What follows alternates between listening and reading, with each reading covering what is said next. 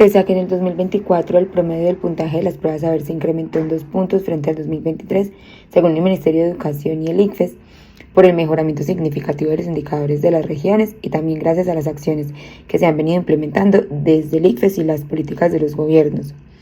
Pero en cuanto a la educación y a su calidad, hay brechas reales que se deben tratar de disminuir en la presentación de estas pruebas de estado, pues creemos que deben ser reestructuradas desde la base y desde cómo se evalúa la calidad educativa realmente, y desde el aprendizaje que obtienen los estudiantes en las aulas e instituciones y el rol del docente como orientador y guía del proceso de formación. Creemos que estas pruebas no están estructuradas para evaluar las diferentes dimensiones y habilidades que los estudiantes adquieren en el colegio y a lo largo de su proceso, y creemos importante la reestructuración de estas pruebas y que la calidad de la educación sea evaluada y medida de otras maneras, teniendo en cuenta la pedagogía, la didáctica, el aprendizaje significativo y el currículo, tanto nacional como internacionalmente.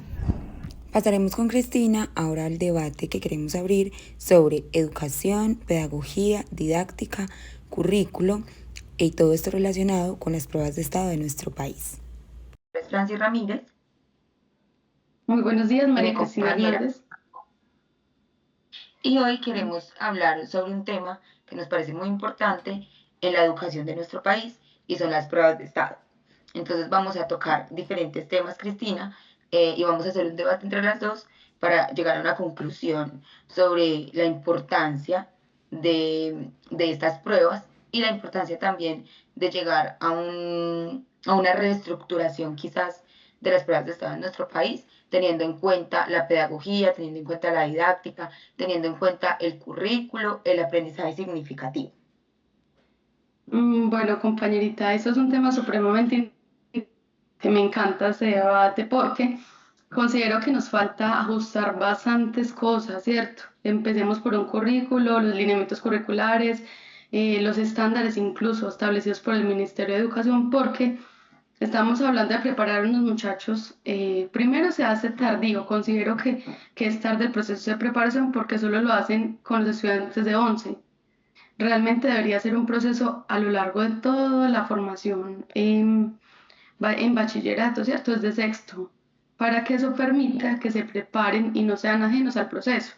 Considero que desde mi área, que soy de lenguaje y literatura, se les dificulta bastante el tema de la lectura, la comprensión, el análisis, y digamos que esto hace parte fundamental de las pruebas. Los chicos, no sé usted qué piensa, pero a los chicos no les interesa esas pruebas porque no tienen una proyección de vida.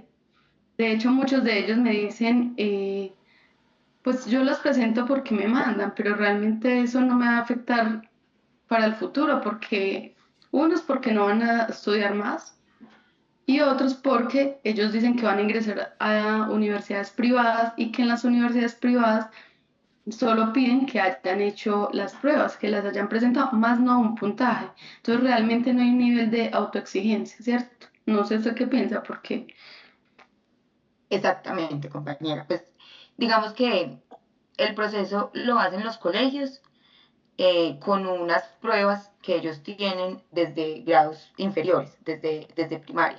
Y las pruebas son muy similares, digamos que a una prueba de estado, ¿cierto? Yo pienso que lo que usted decía de que a los niños no les interesan esas pruebas, es porque realmente son pruebas que solamente miden o evalúan un conocimiento específico, o sea, unas áreas específicas, por ejemplo, ciencias sociales, ciencias naturales, literatura o lenguaje y matemáticas. Entonces son, digamos que pruebas que evalúan, sí, el pensamiento crítico, la lógica, todo ese tipo de cosas, pero obviamente están centrados en algo específico. Y muchas veces, digamos que para mí es importante que el aprendizaje sea significativo para ellos. ¿Y cómo puede ser un aprendizaje significativo? Si a mí realmente me gusta lo que yo estoy aprendiendo.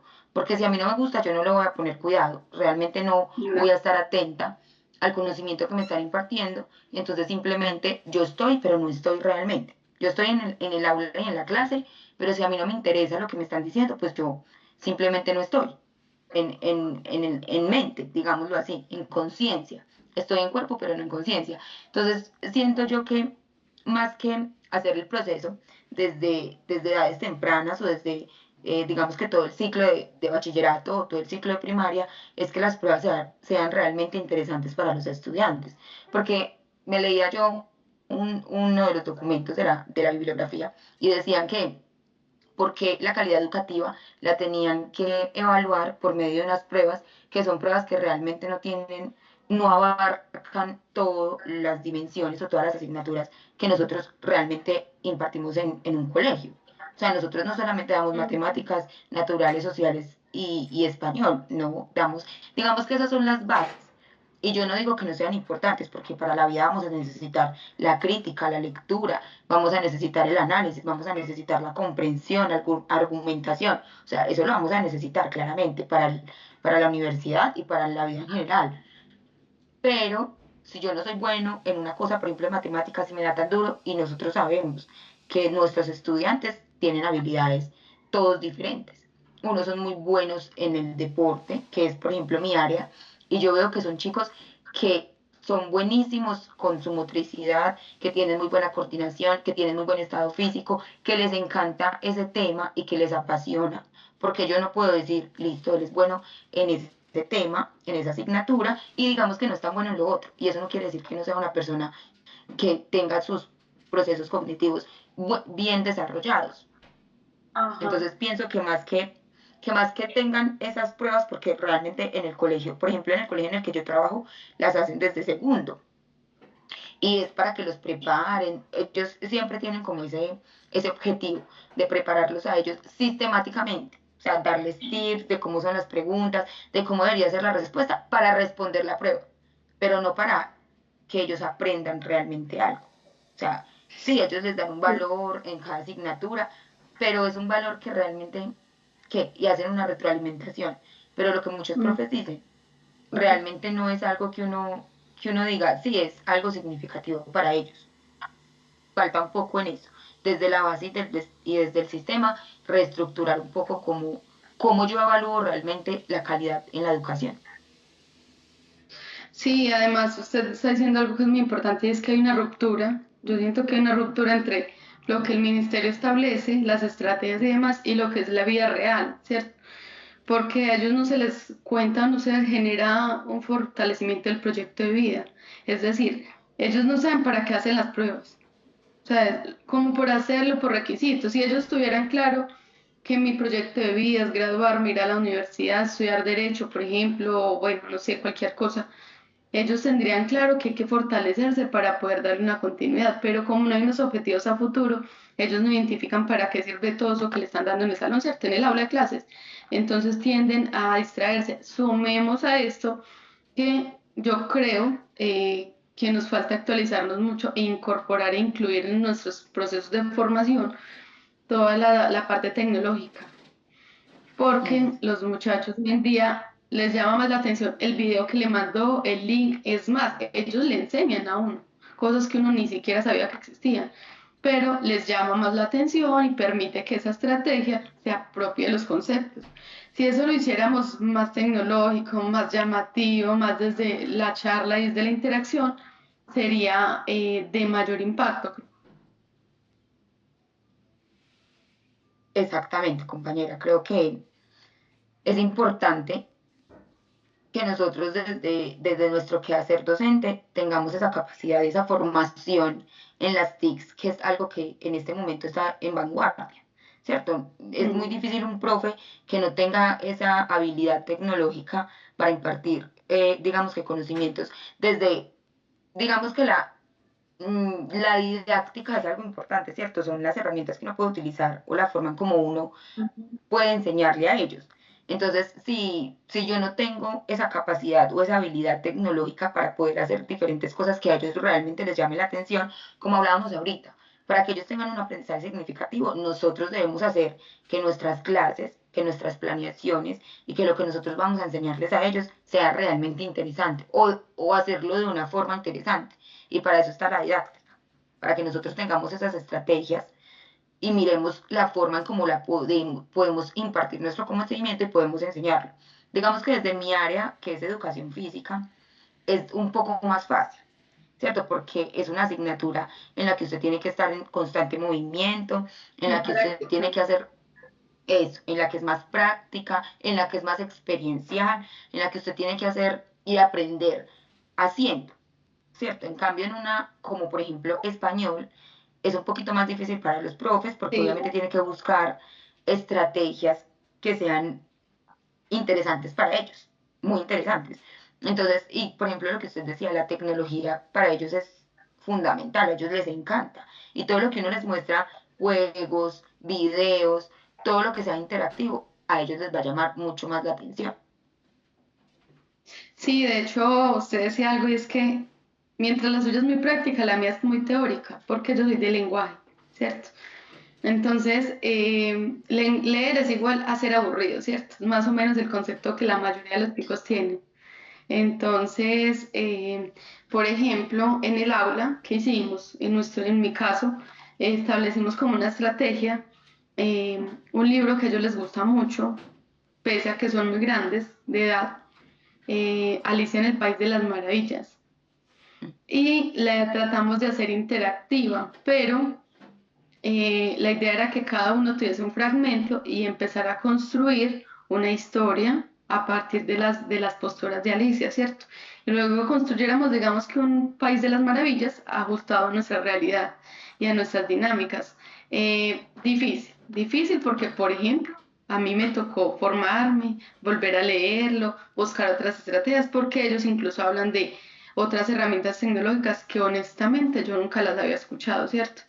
Pero pues también ahí Claro. uno les enseña que estamos para aprender, ¿cierto? Que no por ser los profes no las sabemos todas. Pero también la invitación, por ejemplo, desde el aula siempre la hago y desde los procesos que hago de acompañamiento, es invitarlos a proyectar todo de acuerdo a lo que quieren para la vida. Entonces siempre trato de hacer la comparación, es decir, si usted no aprende a leer y escribir correctamente, ¿qué va a hacer cuando ingrese a la universidad? ¿Qué va a hacer cuando esté en el trabajo? Usted quiere vivir en otro país, perfecto. ¿Cómo va a aprender a leer y a escribir en otro idioma, en inglés, francés? Si no logra ser ni siquiera el nativo, ¿cierto? Ese tipo de comparaciones y invitaciones porque es una forma de retar al estudiante, pero realmente nos la tenemos que jugar, ¿cierto? Porque los chicos ya no están para quedarse sentados 2 horas en el salón, en el aula, esperando que el profe hable 3 horas y que ponga una tareita en el cuaderno.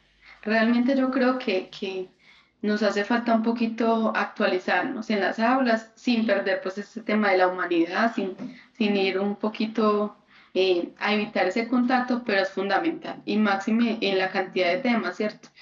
Porque ellos son unos chicos que les encanta moverse, hacer, interactuar. En ese orden de ideas van a poder apropiarse de los conocimientos. Exactamente. Y yo creo que debe haber un equilibrio. Por ejemplo, yo digo, en mi área es mucho más fácil porque obviamente es prácticas de movimiento. Ellos siempre van a estar atentos, siempre van a estar dispuestos, aunque realmente es difícil porque ellos se dispersan fácilmente. Ujú. Se dispersan, no va a decir que no. Por ejemplo, a mí me pasa, yo estoy explicando el tema, estoy explicando el movimiento, la ejecución del movimiento como debe ser correctamente, y eso tiene un paso a paso, y eso tiene una, deben de concentrarse y observar realmente cómo es. Y los pongo a hacer a ellos ese paso a paso, y es más, y es difícil y es complejo porque ellos a veces no están muy atentos o muy concentrados, pero mientras lo experimentan y mientras lo van realizando y practicando y uno les va corrigiendo, pues ellos lo van aprendiendo cada vez mejor. Entonces, por eso digo que es un poquito más fácil desde mi área, aunque yo trato de equilibrarlo y obviamente trato de que también ellos, en cuanto a lo cognitivo, que se desarrolla por medio de la actividad física porque hay mayores redes neuronales, pues también yo los pongo a hacer trabajos teóricos, pero trato de que mis trabajos teóricos sean trabajos más didácticos. Entonces yo, por ejemplo, Más les hago chévere. evaluación teórica. Exacto, yo les hago evaluaciones teóricas, les pregunto sobre temas de los que hablamos, temas sobre el deporte, el calentamiento, la actividad física, la importancia, ese tipo de cosas. Y yo lo hago por medio de juegos, por ejemplo. Un juego de relevos, ellos me tienen que responder una pregunta y esos son aprendizajes que a ellos realmente les queda, pero uno a veces dice, qué difícil que uno a veces tiene esas estrategias y esas formas de tratar de enseñarles a ellos que de eso se trata la didáctica y muchas veces ellos ni así comprenden, entonces uno dice, qué duro, a veces es difícil para uno en Sí. el rol de docente, ¿cierto? Y a veces también ellos tienen unas preguntas que uno dice, qué difícil responderle esa pregunta a él que uno ni siquiera a veces también lo sabe. Entonces, yo también creo que es importante que ellos entiendan que nosotros no nos la sabemos todas, que nosotros tenemos unos temas específicos que no nos las sabemos todas, pero que nuestra experiencia hacen que muchas de las cosas que ellos no han aprendido ahora, pues nosotros ya lo hayamos aprendido en el proceso y que eso se enseña y que eso se aprende, perdón, por medio de la práctica y obviamente de nuestro proceso cognitivo que ya es más avanzado. Porque eso es otra Sí, de cosa, acuerdo. que muchas veces les pedimos a ellos sin tener un desarrollo real de su proceso cognitivo o el desarrollo cerebral, ¿cierto? Porque eso veía yo en uno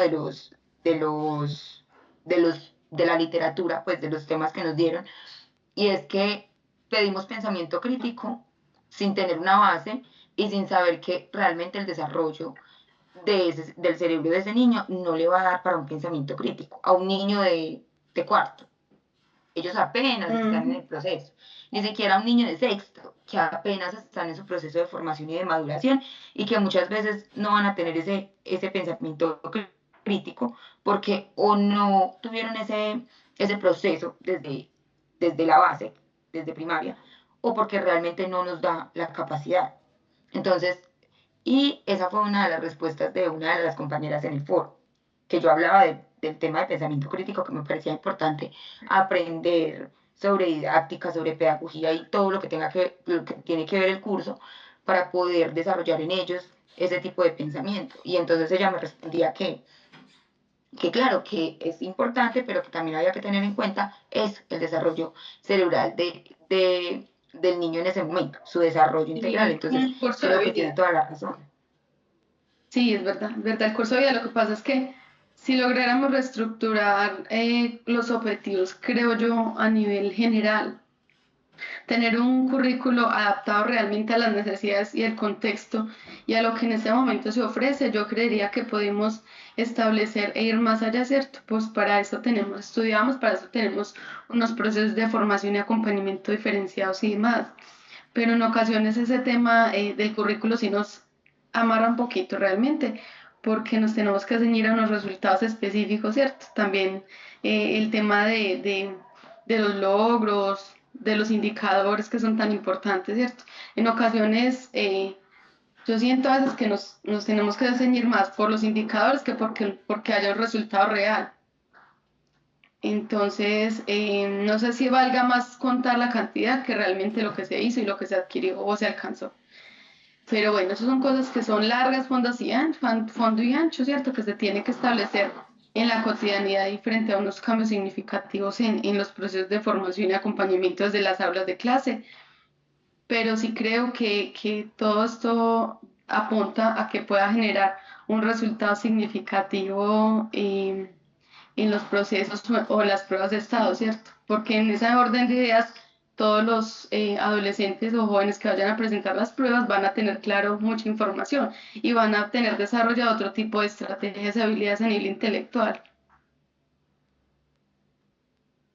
Exactamente. Y también creo importante que sí, tener en cuenta el currículo de cada una de las asignaturas que nosotros impartimos claramente, ¿cierto? Porque hay temas en los que quizás a veces les preguntan a los niños en estas pruebas y pues no tienen real conocimiento porque no lo han visto ni siquiera.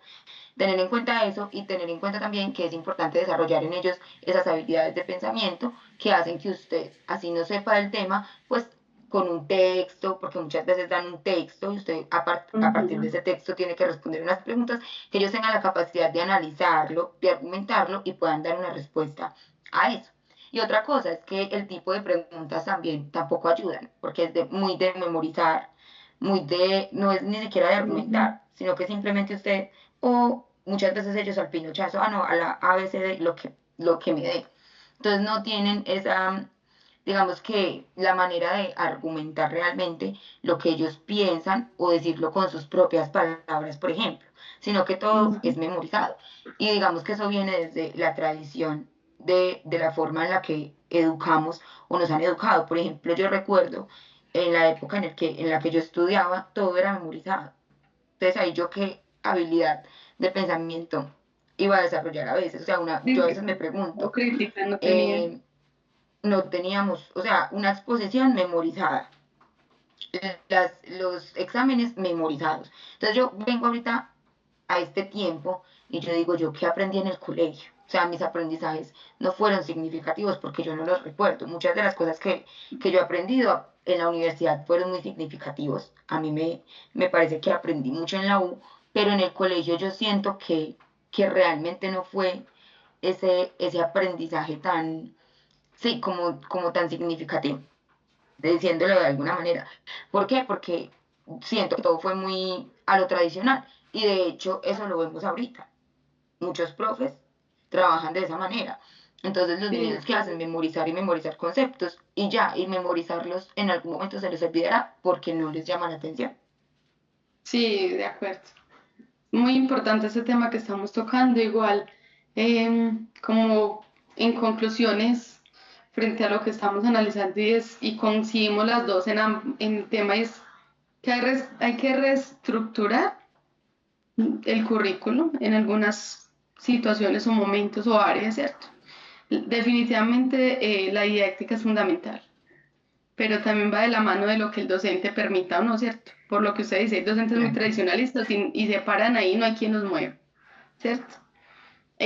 Nos falta continuar formándonos, no por tener un título ya somos profesionales y súper especializados en eso, ¿cierto? Siempre hay que estar innovando y el estar a la vanguardia de todo lo que se da y en este momento la era tecnológica es fundamental. Si queremos obtener unos resultados significativos, por ejemplo, en unas pruebas como las de Estado. Exactamente. Y por ejemplo, eso hace que en ellos se desarrollen diferentes cosas, como por ejemplo el aprendizaje autónomo, que eso a mí me parece algo tan importante, porque si usted no desarrolla ese interés y ese querer desde lo que usted quiere, autónomamente hablando, pues siempre van a tener que tener a alguien ahí que le diga, bueno, usted tiene que hacer eso, usted tiene que leer eso, pero ellos no se interesan por indagar y por consultar cosas que quizás a ellos les parezca chévere. Sí, es exacto. Eso finalmente eso es lo que se busca, ¿cierto? Que haya un aprendizaje autónomo y significativo. Básicamente es lo que se busca. Que todas las personas podamos aprender Sí, a partir de nuestros intereses y gustos, ¿cierto? Pero lo que usted dice, sin necesidad de que haya alguien realizando un ejercicio de acompañamiento casi tipo sombra, que le dice qué hacer, cómo moverse, cómo contestar, ¿cierto? Entonces, compañera, muy exactamente. productivo este espacio, ¿cierto? Sí, sacamos muchas conclusiones importantes y Sí. que realmente se piense desde la base de lo que es la educación, cómo podemos contribuir en mejorar la calidad sin tener que moldearlos o estructurarlos en algo, sino que realmente tengamos la capacidad de evaluarlos desde sus gustos, desde sus intereses, desde sus necesidades, desde lo que realmente ellos necesitan y no que los pongamos en un molde de decir, si usted no sabe ciencias, si usted no sabe matemáticas o si usted no es bueno en esas áreas, pues quiere decir que usted es malo. Y eso siempre ellos van a quedar con ese pensamiento y van a decir, no, pues yo soy malo, yo que me Sí. voy a poner a estudiar, mejor no estudio. Entonces es más reestructurar desde la base de las personas que realizan y que construyen esas pruebas para que realmente sean pruebas que evalúen lo que deben evaluar y desde todas las Ajá, dimensiones. sí, de acuerdo. Sí, compañerita, tienes toda la razón. Estamos totalmente de acuerdo. El tema de los intereses es fundamental y de la atención diferencial, ¿cierto? Según los gustos y intereses que permita generar un proceso de aprendizaje autónomo y desde la individualidad. Y eso fortalece e incentiva a que accedan a otro tipo de espacios. Es real. Bueno, esperamos que esta charla sea agradable para las personas que la escuchan y que realmente tengan los profes, los docentes, bueno, todos los que hacen parte de la comunidad educativa y tengan algún rol específico dentro de la educación, puedan analizar y sentarse a pensar realmente qué necesidades tienen nuestros estudiantes y cómo nosotros podemos ayudarlos en su proceso de formación, que es realmente lo que nosotros hacemos. Nosotros no simplemente somos un apoyo y una guía y una orientación para ellos y que ellos realmente desde los conocimientos que nosotros podamos regalarles e impartirles puedan generar y desarrollar sus diferentes potencialidades. Ujú. Claro que sí, muchas gracias. Igualmente, compañera, nos estamos viendo y que estén muy bien. Hasta una Chao. próxima.